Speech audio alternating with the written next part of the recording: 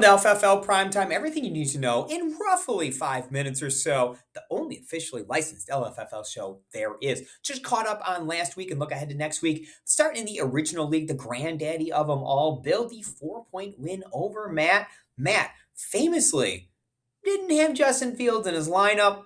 May or may not have forgotten. Said it before the game started. Go ahead and file that under oopsie. Because if he had started Fields, he definitely would have beaten Bill. However, big win for Bill, a much needed win for Bill, gets him inside the right line of the playoffs. Todd, the big win over Josh, solidifying his playoff hopes. Eric beats up on Andy. We had Phil with the big win over Miles. And I was able to lose by 1 billion points to Greg. Thanks, Greg. I appreciate that. Greg now takes over sole possession of first place after that win. I drop one game behind at 7-3. Josh and Ty both sit at 6-4, still very much alive for the bye week.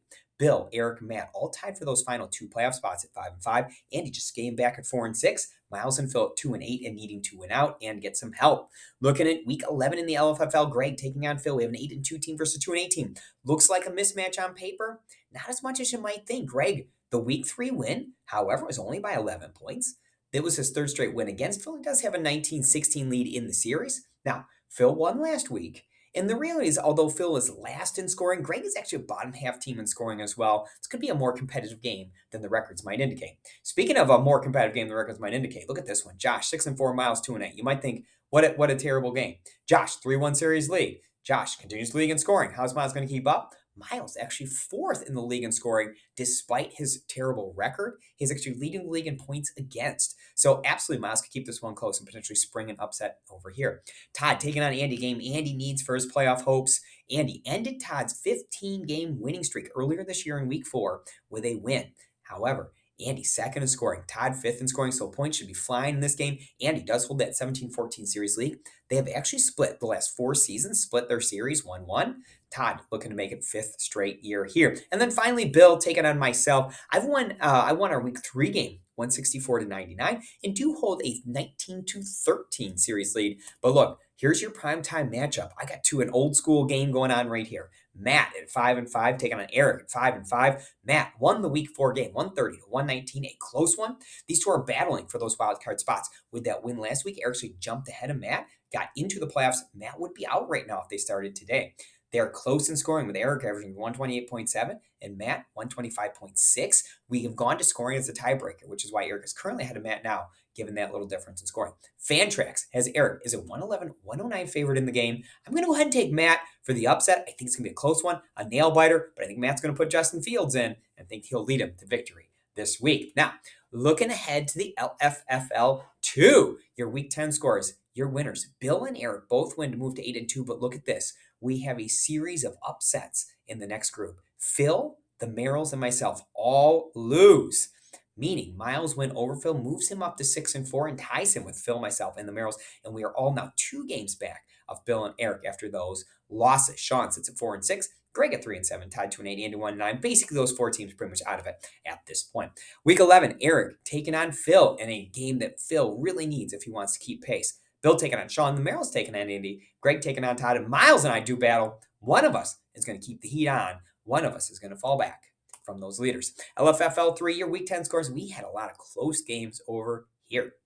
Todd, 109-108 upset over Greg. Todd's first win of the year. Congratulations. Todd, not so great for Greg, who falls into the 6th spot, just inside the playoff line with a bunch of teams charging. Bill, the 1-point win over Phil in a battle of first place teams. Eric, a close one over Matt by 11. Matt Brennan, not a close one over Miles. Sean beats up on Nate. And speaking of close games, some fool forgot to have a backup quarterback on their roster, may have lost the tiebreaker by 3 points. What a dummy. I won't name names.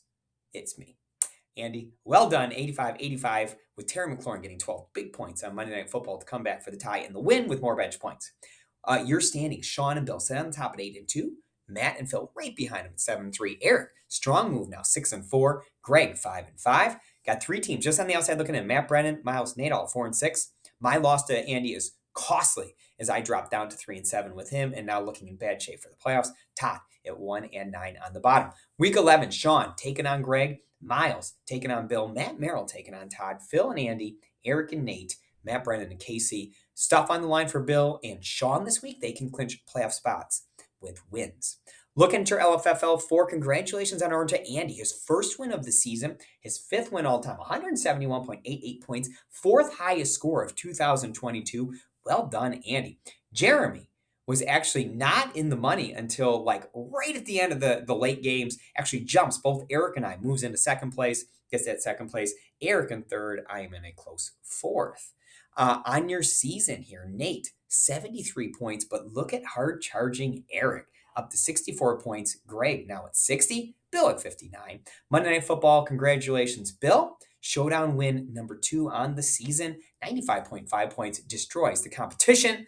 Made a little inside information with his old football team playing on Monday night. LFFL 5 Week 10 scores. Phil, the big win over Bill. Greg, the win over Sean. Those two wins clinch playoff spots for for Phil and Greg, as Andy is able to upset Miles as well. Congratulations to you two. Nate and myself also winners this week on the season. I am 9-1.